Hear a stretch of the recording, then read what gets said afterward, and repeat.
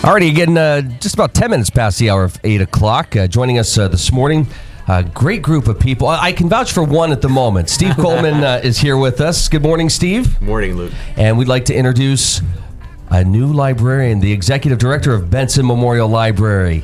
Good morning. Nice to meet you. Yes, Good to be great. here. Round of applause. Justin, introduce yourself. My name's Justin Hoenke. I'm the new executive director at the Benson Memorial Library. Congratulations. Thank you. It's good to be here in Titusville. Now, before we have Steve sort of talk about the process to find a new executive director, let's learn a little bit about yourself. Where are you from? So I'm originally from Pittsburgh, Pennsylvania. I've been traveling a lot the last 8 years. I've been going from different library to library, just following the job wherever it took me. Most recently, I was in Chattanooga, Tennessee, where I was the youth services coordinator at the Chattanooga Public Library. Now, what made you get into library work? It's kind of a funny story. My mother-in-law actually made me get into library work. She's a librarian, and when I met my wife, Haley, my mother-in-law was like, you would be a really good librarian. And then, like a month later, I was in grad school doing the thing. She just could see that I wanted a job where I could work with people, really improve the community, and she just sort of pushed me on that direction. Wow. Here I am. So what is it about the library that can improve a community? I think any good community, the library is the center of that community. So whatever happens at the library, whatever the library can do to better the citizens' lives through it, be it through books, movies, programs, so on and so forth, that just makes a stronger community. The library is the place where everybody connects. So when people come to the library, meet each other, have conversations, those conversations are pretty important in helping a community grow. Steve, how big of a challenge was it to fill this position? Because Tara brought so much youth and energy to that position. Was it important to find somebody who had that youth and energy? Absolutely, and not necessarily the youth, but just the energy and vision. And again, it was a little different scenario because she'd been there like 10 years as the children's librarian, and then transitioned to the executive director position with Gail retiring about 3 years ago or so. So yeah, the search was kind of different because she used a different internet sites, or whatever you call them, libraryjob.com, whatever, and we weren't getting a whole lot of responses. And then she realized something hadn't gone through, and all of a sudden we had quite a few, including Justin's. And but we wanted to find the right person. It was interesting because, again, in Chattanooga, we're interviewing people over Skype. We talked to about 3 or 4 individuals anyway, and concluded he was the right guy. And Tara's exact words were, I don't know if you even heard this, Just would be a game changer. She said, wow. So anyway, we feel fortunate to have him. He has a tie to the area. That's what somebody's reaction was. Well, why would you bring somebody here from Tennessee? And maybe just if you'd want to expound on that, as far you mentioned Pittsburgh, but also where your education was and your desire to get back here. Yeah. So my wife went to Allegheny College. When we met, we lived in Meadville for 3 years. But before that, I was in Edinboro. I did my undergraduate at Edinboro and master's at Clarion. So this whole northwestern Pennsylvania area, even though I'm from Pittsburgh, feels very much like home to me. Oh, that's great. It's good to be back. So talk about the difference between, now I haven't been in the library in 15, There's a long 20, story there is behind 25 years, This I is think. the original book thief. I was 12, and I took this book out, and it had such an impact on my life. Over time, I never took it back, and they lost track of it. And It was the Dick and Jane series. but I still read it to this day. It's the only book I can read. No, I'm just kidding. Benson's absolutely beautiful. But talk about the difference between a library even 10 years ago, 20 years ago, to the experience you want folks to have today. So I think 10 years ago, libraries were in this sort of rut where we were thinking just of ourselves as like a book delivery system. And we couldn't get out of that little rut, and we didn't know where to go. But over those 10 years, I think libraries have stepped back and said, okay, books are just things that are in our building, just like CDs, like DVDs. What really makes our buildings important are the people that use them. And so librarians have sort of transformed into like more of a human-based approach, like very good customer service, very talkative to the community, very reactive to what they need and what they want. So I think now I see the library as just a very human-based institution that like reflects the community, reacts to the community. I think that's a good business to be in, because when you listen to the people that use you, you can't go wrong. So how do you then take that information and take what the board is looking to do and make that work, or to sort of change that philosophy? So I think right now for me, I'm just like sort of taking it all in like a sponge and thinking about it 24/7, just sort of noticing the day-to-day interactions that our staff has with the community, listening to what the board has to say, noticing trends in the outside world, noticing trends in this community, and starting to get like a plan of like, okay, this is what the community needs, this is where we need to go, this is how we can fund it, kind of thing. So when do I get to come in and find the cappuccino maker and sit down with my favorite newspaper? I don't know. That could be sooner than, coffee is a very important thing in the library. As it is in the newsroom. I remember my first job in New Jersey. All the employees used to always go across the street and buy coffee for like $5 a cup. And, they go one by one and just do it as a solitary thing. And one of the first things I noticed was, wow, these people need to be together talking, chatting with each other. So I bought a coffee maker for the library and put it in the back office. And every morning would open up the library and everybody would get together and make coffee and drink coffee, talk about things together. And it really brought the staff together. So you've got a community hotspot almost. Exactly. Good for you. And it's just because of coffee. It's amazing. The little things that can change everything. I'll be right over. Steve, talk about the history of Benson. I mean, it's not just a remarkable building, but I mean the staff, the whole place is almost magical. Yeah, I mean, I off the top of my head, I'm not thinking of all the histories, but yeah, it is. It's a long-standing community asset. I mean, and often overlooked. Right. It's a little bit off the beaten path, but it's and because of the size of the building and the age of it, it does present some challenge. But it's really a great facility, and that's my words to Justin was kind of we've got a really good staff that has been there for the most part for quite a while. So that's where I think that the taking a while to just be the sponge is a great thing. He's hitting it at a time where. What were the numbers they said as far as the children's reading program? It was over 200 children. Yeah, we had about 250 people. Wow. And then adults over I 50. think we hit 60. Yeah. So, I mean, you'd think maybe summer might be a lull time where he's hitting it at a time where it's really busy. Yeah. So, They're probably checking out that 50 Shades of Grey book. Oh, yeah. I haven't seen it on the shelves yet. So anyway, that's kind of where we are. Like you said, I think we have a good committed board, and we've had some. That was one thing I think Tara kind of when there were openings brought some people in maybe a little bit younger than some of us, and that's brought a new perspective. But we definitely are a community asset, and we're excited to see where Justin takes things. So how's technology changing the idea of a library? I mean, people now are getting books or magazines digitally on their Kindles or iPads. How do you take technology and offer that to the community? I think the library is always a good spot as a good introduction to technology. A lot of the work I did in Chattanooga was Chattanooga was a very technology-driven city. They had really super fast internet, and people just wanted to absorb all that. My best example of working there was the 3D printer we had at the library. And we tried to figure out how to use this thing, like what can we do? Do we teach kids how to make robotic arms or anything? But we found out what worked best was to have the 3D printers like a demonstration station where we can introduce them to the technology and maybe spark that little interest in a path that they could take in their adulthood.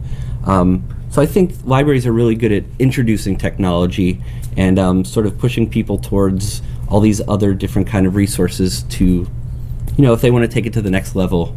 So if you were going to introduce something, you could say, oh, by the way, here's a book on this, and here's, read up on how to do that. Yeah. With our 3D printer, when I was in Chattanooga, it was surrounded by books that could, sort of take you on the next step. We had websites and internet resources that could even take you even further. So it's all about connecting the dots. We're at just about 20 minutes past the hour of 8 o'clock. This is the Morning Drill on Stream Television and the Allegheny News Talk Sports Network. Justin, talk about maybe a book you've read recently that you would put towards. No, let's just say overall. What is the book that stands out to you? If you were stuck on an island someplace and you could only take one book, what would it be? Okay, this is going to be kind of a interesting one, but it is a book by Mark Lewison. It's called The Beatles: The Complete Recording Sessions, and it is meticulous, detailed notes of every recording session that the Beatles ever went through. Wow. When I read that, I just remember thinking, like, you just go into a studio and you play music, and that's it, whatever, and it lives on forever. But to see the amount of detail and the amount of love that band put into their recordings sort of made me, like, think about all the little details that I put into my job and my work and my family, and kind of changed everything for me. So here's your new Beatles consultant when you put there together you a go. playlist. There you go.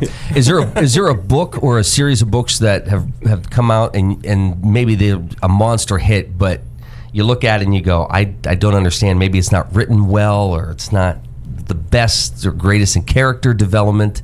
Oh wow. There's a lot of stuff in the teen fiction world now that I'm like, I don't really get that, but it's okay. You can say Twilight. oh yeah, that's the one I was thinking about. I totally don't get it, and I totally don't care for it. But the fact that it's like getting people so excited about a book and characters and story, I'm all like for Harry that. Potter brought a lot of. Well, not just youth, but a lot of adults back to reading and back into libraries. Yeah, if it gets them excited, if it gets them passionate about something, if it brings them into the library, I'm really all for that. Steve, what's a book that maybe you've picked up recently? I'm hooked on this guy. I think his name is Richard Paul Evans. I was just thinking you were going to ask me that, and I really enjoy his books. I just finished a series of 5 it was a guy walking from Seattle to trying to think, Key West, Florida, after his wife's death, and it's short chapters. They lead you, so I'll read one more chapter, and I'm almost addicted to this guy. I heard quite a bit about that. Yeah. I have not read it, but I've heard quite a bit. Yeah, That sounds and it's funny. like a real Tara, good series. I don't know why I got Tara to read one, and she was like, "Yeah, That's a good book." Yeah, the one that it was something. Or there was some of them have like a biblical analogy to a story, but some don't. But I really enjoy them. Yeah. It's amazing. We hear about technology and how easy it is to download a book today. But and this is a shame on me part here, but I wish I would take some time to read more. Mm-hmm. But when I do, I have to have the book. It has to be a book. There's something about the feel of it, the smell of it. He likes to spill coffee on it. No, I've never done that. But it's important to me. And even hardback is, I got to have it in hardback if I pick up a book. I don't know, but there's something just magical about being able to pick up that book and feel it and touch it. And Mark, you've talked about it before. You read an awful lot. I do. I have a lot of books of my own that I've picked up here, there, and somewhere else, even from my dad, who was a teacher, that I'd like to read. And I'm very tactile, but I'm also from the generation that enjoys, having something in my hands as well. And kid about, dog-earing a page or spilling coffee on it. It kind of puts my mark on it. It's my book. I can't exactly do that with a Kindle, except maybe to drop it and run over it in the driveway or something like that, which I've done. So Justin, we talked about the book aspect. Talk about your family, because you're moving to the community and bringing a family. Yeah, my wife Haley. She's the CEO of the Hoenke family, as I call her, and I've got she runs everything. And I've got 2 little boys. Finn, he's 6 years old, and Arrow, who's 3. He's in his terrible 3s right now, but I love him very much. So when deciding to move here, did you look at the educational opportunities or the recreational opportunities? What were some of the things that attracted you to this community? One of the things that I really liked was just, I love to be in nature, and Chattanooga had plenty of that, but there's just something different about the nature here. I don't know what it is. I can't put my finger on it, but Must be the Sasquatch that helped you move in. it could be. and the lack of black widow spiders in Pennsylvania. That was very nice. You haven't been in fear until you've seen a black widow spider in your kitchen. Ooh. And yeah. Wow. And we homeschool our kids, so just the opportunity to do it here with such a small community and a great community. We sort of see the community as teachers too, so anybody my kids are introduced to, they can learn from and grow from that. Steve, you've been involved as a coach and involved in all sorts of organizations over the years. And you were somebody at one time who came to this community, right. But it's possible not to think of you as not being a part of here. Right. How important is it when you're searching for somebody to bring in to sort of showcase those other really positive things that we have to offer in this town? I think Justin will have to adapt to those to a degree, because it's like I said, Skype interviews. That's for some of us on the board, that is a whole new experience. But I think it is important that to see the community, become a part of the community, and I think the community can sell themselves. And I know it sounds like, talking to Justin, he wanted to get back to Northwest Pennsylvania. Titusville, I think, hopefully will feel like home, but just the area. So there was that tie, and I think we do. He talked about the heats. We had a little gathering after our board meeting. The heat and snakes and spiders and stuff. And not that those aren't around here to a degree, but I think I enjoy our climate, and I think the community has a lot of history and beauty in itself. All right. Justin, what kind of music do you enjoy listening to? My favorite band in the whole wide world are the Beach Boys. I actually have a Beach Boys tattoo on my arm. It's the first 7 notes to the song "God Only Knows" and Brian Wilson's handwriting. Yeah, he's one of my favorites. Wow. I think they're releasing a movie about him. Yeah, Love and Mercy. I haven't seen it yet though. It didn't come to Tennessee. Maybe it came to Pennsylvania. Okay, so that's music. What other artists do you enjoy? What other artists do I enjoy? Let's see. I really enjoy Thoreau. I could always read Walden and just find myself at peace. As the Beatles. Beatles are a great one. I got to go back to Shel Silverstein too. The Giving Tree was a very important book. That's great. In my youth, and I think one of the first things that ever really hooked me on reading actually were video games. The Legend of Zelda in particular. The people that designed a lot of the Nintendo games back in the day. Very important artists to me. They helped shape my life. I hadn't heard that before, but that's a very interesting perspective. I remember now my own kids. I raised 5, and they were all homeschooled too, by the way. But we had Legend of Zelda books all over the place, and now I remember. Yes. What do you do? What do you enjoy doing with the family? What do I enjoy doing with the family? Oh man! When you come home from work, my kids usually want to play Nintendo with me first thing. And then right after that, my wife's an amazing cook, so she's always preparing the food. I can burn water, so I'm horrible. Keep me away from that. Then we just sort of settle in around the property, or around our house, and hang out and wander around, take walks. Pretty simple people. We like to keep it that way. Yeah. All right. The kids, are they involved in anything? Do they like to play baseball, or do they like to go out on bike rides or hit the trails and walk? My son Finn is a budding actor. Really? He sees everything as his stage, as his platform to deliver his show and his message. Arrow's at that moment, I said he's in his terrible 3s. He's dabbling in everything and trying to figure out who Arrow is. It'll be interesting to find out. So we should be paying attention to what's going on in that household. Steve, talk about the future of Benson and how important it is to maintain a library here in these communities. Yeah, well, I think it's a great asset. One of the things while we were talking, I remember around the holidays we wrestled with some holiday hours, as we do every year when Christmas fell, whatever. And I think we have to recognize we serve the whole spectrum, and there are people that we are their computer and we are their email address or whatever. So I think, I don't know if Justin's picked it, but there's people you see every day or every time I'm in there that and that's an important hole to fill. So we got to recognize that as well. And like you said, as far as the changing from books to Kindles or whatever, we'll rely on the pros to kind of guide us along that path. What should the community know? How can the community help support Benson? Is it by continuing to take out books and take advantage of what goes on in the library, or are there other things that can be done? Well, I think anything. There's always, I think just using the asset keeps it viable. Again, one of our board members noticed our statistics were down just a little bit because we do every month look at the number of books withdrawn, and that was interesting. The response, I'm trying to think, was the finals were over, everybody kind of takes a break type of deal. But so usage is always is very key, and